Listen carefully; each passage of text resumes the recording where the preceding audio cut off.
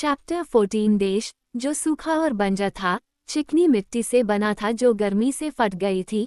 वास्तव में रेगिस्तान लग रहा था। यहाँ वहाँ कारवां के कुछ निशान थे, मनुष्यों और जानवरों की हड्डियाँ जो आधी कुतर दी गई थीं, एक ही धूल में सड़ रही थीं। आधे घंटे चलने के बाद डिक और जो गम पेड़ों के जंगल में उतर गए। उनकी आंखें हर तरफ से चौकन्नी थीं और उनकी उंगलियां ट्रिगर पर थीं। उन्हें इस बात का कोई अंदाजा नहीं था कि उनका सामना किससे हो सकता है। राइफलमैन न होते हुए भी, जो बिना किसी कौशल के आग्नेयास्त्रों को संभाल सकता था। पैदल चलने से फायदा होता है, मिस्टर कैनेडी, लेकिन ये दुनिया की सबसे आसान जमीन नहीं है, उन्होंने कहा और मिट्टी पर बिखरे क्वार्ट्ज के कुछ टुकड़ों को एक तरफ फेंक दिया। कैनेडी ने अपने साथी को चुप रहने और रुकने का इशारा किया। वर्तमान मामले ने उन्हें शिकारी कुत्तों के बिना रहने के लिए मजबूर कर दिया, और जो कि चपलता चाहे जितनी भी हो, उससे सेटर या ग्रेहाउंड की गंध की उम्मीद नहीं की जा सकती थी। 1 दर्जन मृगों का झुंड एक धारा के तल में अपनी प्यास बुझा रहा था, जहां पानी के कुछ तालाब थे। हवा में खतरे को भांपते हुए ये सुंदर जीव परेशान और बेचैन लग रहे थे। हर झोंके के बीच उनके सुंदर सिर देखे जा सकते थे, जो हवा में तेजी से और अचानक उठे हुए थे, जैसे वे अपने लचीले नथुने से हमारे 2 शिकारियों की दिशा में हवा को सूंघ रहे हों। कैनेडी झाड़ियों के पीछे छिप गया, जबकि जो वहीं खड़ा रहा। आखिरकार जो गोली की चपेट में आ गया और उसने गोली चला दी। झुंड पलक झपकते ही गायब हो गया। केवल एक नर मृग, जिसे कंधे के जोड़ के ठीक पीछे चोट लगी थी, सिर के बल जमीन पर गिर पड़ा और कैनेडी अपने शिकार की ओर लपका। यह एक ब्लाउबॉक था, एक शानदार जानवर जिसका रंग हल्के नीले रंग का था जो भूरे रंग पर छाया हुआ था, लेकिन पेट और पैरों के अंदर का हिस्सा बर्फ की तरह सफेद था। शानदार निशाना, शिकारी ने कहा। यह मृग की एक बहुत ही दुर्लभ प्रजाति है और मुझे उम्मीद है कि मैं इसकी खाल को इस तरह से तैयार कर पाऊंगा कि इसे सुरक्षित रख सकूं। वास्तव में, जो ने कहा, क्या आप ऐसा करने के बारे में सोच रहे हैं, मिस्टर कैनेडी? क्यों, बिल्कुल, देखो तो, ये कितनी बढ़िया खाल है। लेकिन डॉक्टर फर्ग्यूसन हमें इतना अतिरिक्त वजन उठाने की अनुमति कभी नहीं देंगे। तुम सही कह रहे हो, जो। फिर भी ऐसे नेक जानवर को छोड़ना दुख की बात है। पूरा का पूरा। ओह, हम ऐसा नहीं करेंगे, सर, हम इसके सभी अच्छे खाने योग्य हिस्से ले लेंगे, और अगर आप मुझे इजाज़त दें, तो मैं इसे लंदन शहर के कसाई निगम के माननीय अध्यक्ष की तरह ही अच्छी तरह से काटूंगा। जैसा तुम चाहो, मेरे बेटे। लेकिन तुम जानते हो कि अपने शिकारी तरीके से मैं शिकार की खाल उतार सकता हूँ और उसका टुकड़ा काट सकता हूँ, साथ ही उसे मार भी सकता हूँ। मुझे इस बात का पूरा यकीन है, मी कैनेडी। तो फिर आप कुछ पत्थरों से चिमनी बना सकते हैं। वहाँ बहुत सारी सूखी लकड़ी है और मैं कुछ ही मिनटों में गर्म कोयले जला सकता हूँ। ओह, इसमें ज्यादा समय नहीं लगेगा, कैनेडी ने कहा और चिमनी पर काम करने चले गए, जहां 1 या 2 मिनट में तेज लौ चटकने और चमकने लगी। जो ने मृग के शव से कुछ बेहतरीन स्टेक और टेंडरलॉइन के बेहतरीन हिस्से काटे थे और इन्हें जल्दी ही सबसे स्वादिष्ट ब्रॉयल में बदल दिया गया। ये लोग डॉक्टर को गुदगुदी करेंगे, कैनेडी ने कहा। क्या तुम्हें पता है मैं क्या सोच रहा था? जो ने कहा। क्यों, आप जो स्टेक भून रहे हैं उसके बारे में तो निश्चित ही। डिक ने उत्तर दिया, दुनिया में सबसे कम नहीं। मैं सोच रहा था कि अगर हम गुब्बारा फिर से नहीं ढूंढ पाए तो हम क्या नुकसान उठाएंगे। जॉर्ज, क्या विचार है?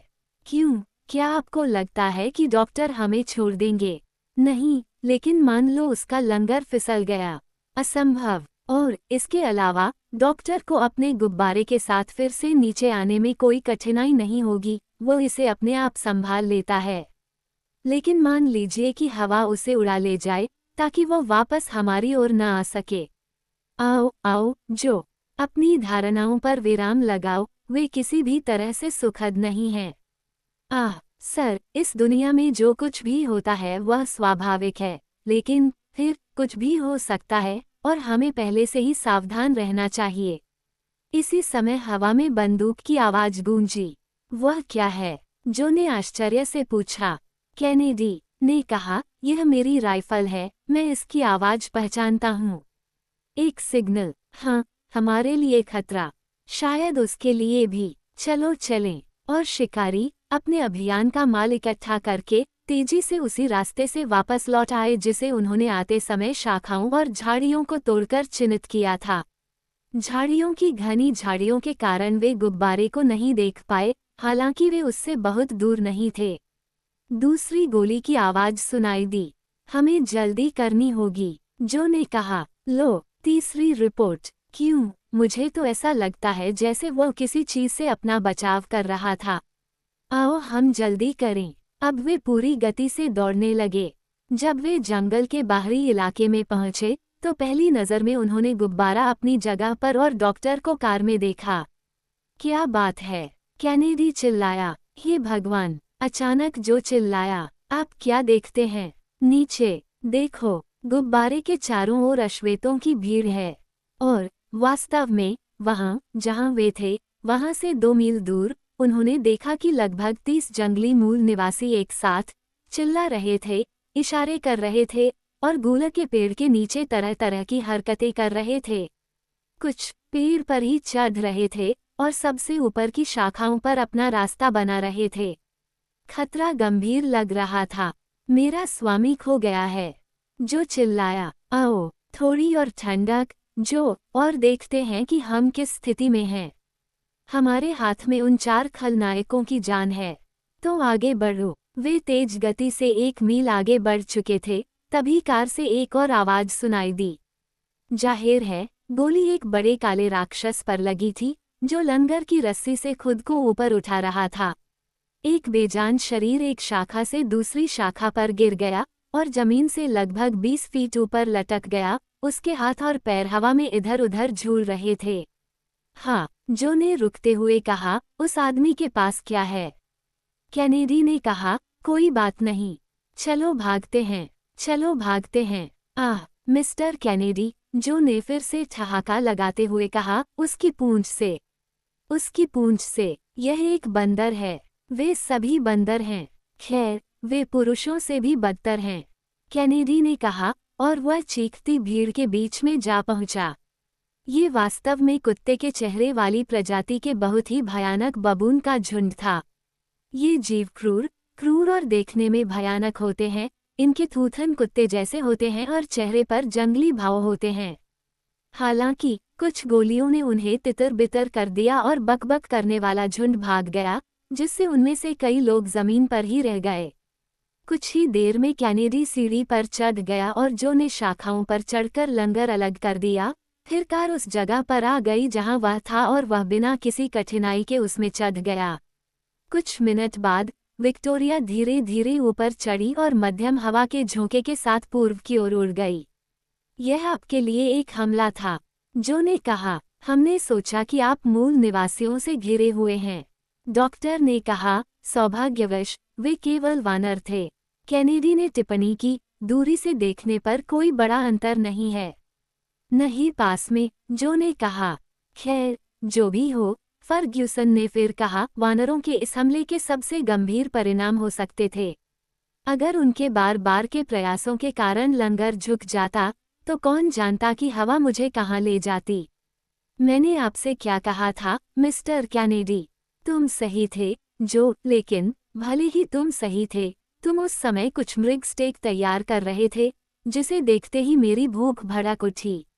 मुझे आप पर विश्वास है, डॉक्टर ने कहा। मृग का मांस उत्तम है। अब आप खुद ही इसका अंदाजा लगा सकते हैं, सर, क्योंकि खाना तैयार है। एक खिलाड़ी के रूप में मैं आपको बता दूं कि उन हिरन के मांस के स्टेक में एक ऐसा स्वाद होता है जिसे नज़रअंदाज नहीं किया जा सकता। अच्छा, जो ने मुंह भर कर कहा, मैं अपने जीवन के सभी दिन मृग खाकर जी सकता हूँ, और इसे धोने के लिए एक गिलास शराब और भी बेहतर होगी। ऐसा कहकर वह भला आदमी उस सुगंधित पेय का एक बड़ा गिलास तैयार करने में लग गया और सभी लोगों ने संतुष्टि के साथ उसका स्वाद चखा। उन्होंने कहा, अब तक सब कुछ ठीक चल रहा है। बहुत अच्छी बात है, कैनेडी ने सहमति जताते हुए कहा। आइए अब, मिस्टर कैनेडी, क्या आपको खेद है कि आप हमारे साथ आए? मैं देखना चाहता हूँ कि कोई मुझे आने से रोके। अब दोपहर के 4 बज रहे थे। विक्टोरिया का बहाव और तेज हो गया था। देश का चेहरा धीरे धीरे ऊपर उठ रहा था और कुछ ही देर में बैरोमीटर ने समुद्र तल से 1500 फीट की ऊंचाई दर्शाई। इसलिए डॉक्टर को गैस के काफी फैलाव के कारण अपने गुब्बारे को ऊपर रखना पड़ा और सिलेंडर हर समय कड़ी मेहनत कर रहा था। 7 बजे के करीब गुब्बारा कान्यमे के बेसिन के ऊपर से उड़ रहा था। डॉक्टर ने तुरंत उस विशाल समाशोधन को पहचान लिया जो 10 मील तक फैला हुआ था, जिसके गांव बाओबाब और कैलाबश के पेड़ों के बीच दबे हुए थे। यह ओगोगो देश के सुल्तानों में से एक का निवास है, जहां सभ्यता शायद सबसे कम पिछड़ी हुई है।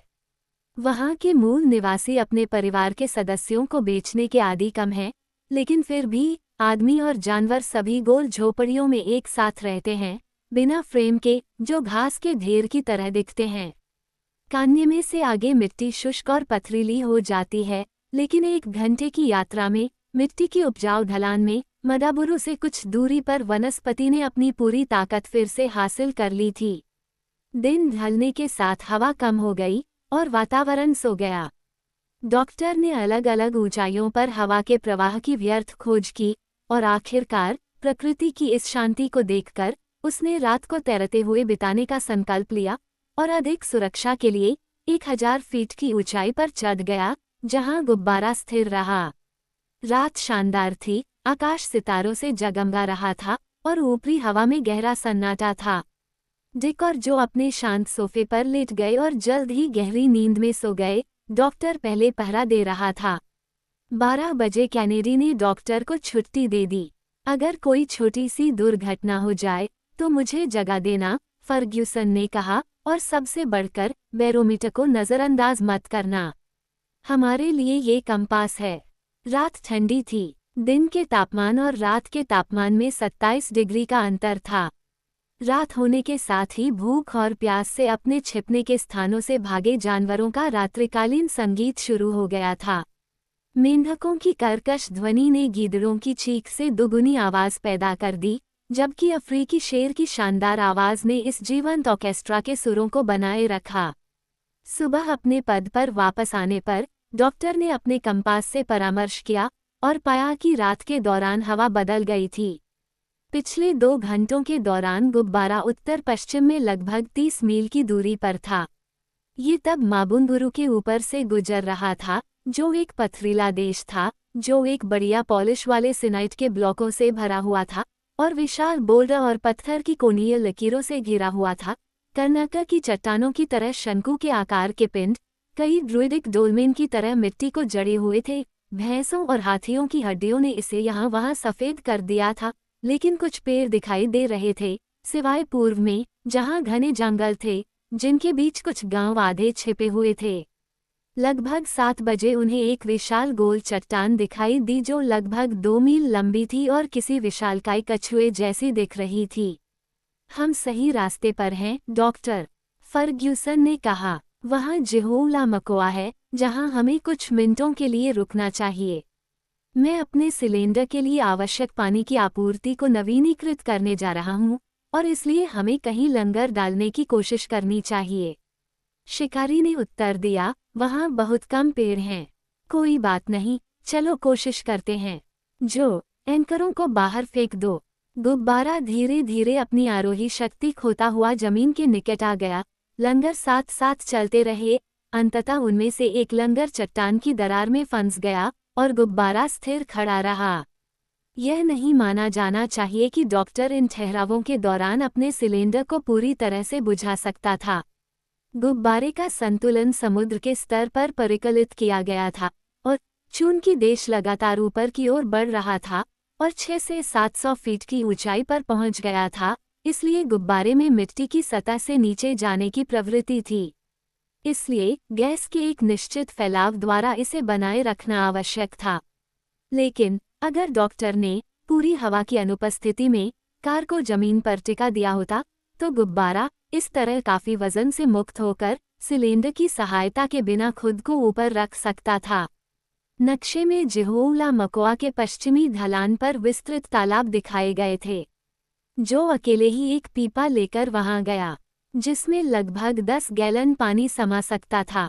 उसने बिना किसी कठिनाई के उसे बताई गई जगह ढूंढ निकाली, जो एक सुनसान गांव के पास थी। उसने पानी का स्टॉक लिया और 3/4 घंटे से भी कम समय में वापस आ गया। उसने कुछ खास नहीं देखा था, सिवाय कुछ विशाल हाथी गड्ढों के।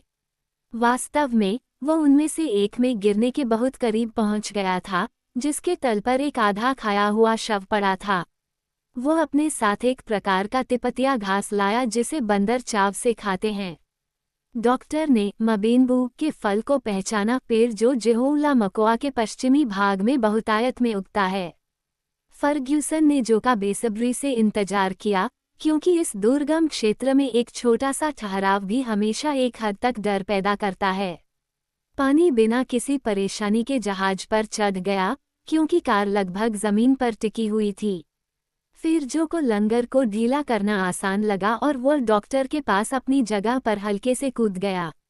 डॉक्टर ने फिर सिलेंडर में आग फिर से जलाई और गुब्बारा शानदार तरीके से हवा में उड़ गया। यह उस समय अफ्रीका के अंदरूनी हिस्से में स्थित एक महत्वपूर्ण स्थान काजे से लगभग 100 मील की दूरी पर था, जहां दक्षिण दक्षिण पूर्वी धारा के कारण यात्री उसी दिन पहुंचने की उम्मीद कर सकते थे। वे 14 मील प्रति घंटे की गति से आगे बढ़ रहे थे और गुब्बारे का मार्गदर्शन कठिन होता जा रहा था, क्योंकि वे गैस के अत्यधिक फैलाव के बिना बहुत ऊपर उठने की हिम्मत नहीं कर सकते थे, क्योंकि देश स्वयं 3000 फीट की औसत ऊंचाई पर था। इसलिए डॉक्टर ने फैलाव को बलपूर्वक नहीं बढ़ाना पसंद किया और इसलिए बहुत ही चतुराई से एक बहुत ही तीखे झुकाव वाले विमान की घुमावदार रेखाओं का अनुसरण किया और थेम्बो और तुरा वेल्स के गांवों के बहुत करीब पहुंच गए। उत्तरार्ध का हिस्सा है, एक शानदार देश जहां पेड़ बहुत बड़े आकार के होते हैं, उनमें से कैक्टस जो विशाल आकार में बढ़ता है। लगभग 2 बजे शानदार मौसम में, लेकिन एक ज्वलंत सूर्य के नीचे जो हवा की एक भी सांस को निगल रहा था, गुब्बारा काजे शहर के ऊपर तैर रहा था, जो तट से लगभग 350 मील दूर स्थित था। हम सुबह 9 बजे ज़ांज़ीबार से निकले, डॉक्टर ने अपने नोट्स को देखते हुए कहा, और 2 दिन की यात्रा के बाद हमने अपने विचलनों सहित लगभग 500 भौगोलिक मील की यात्रा की है। कैप्टन बर्टन और स्पीक को वही दूरी तय करने में 4 महीने और 1.5 महीने लगे।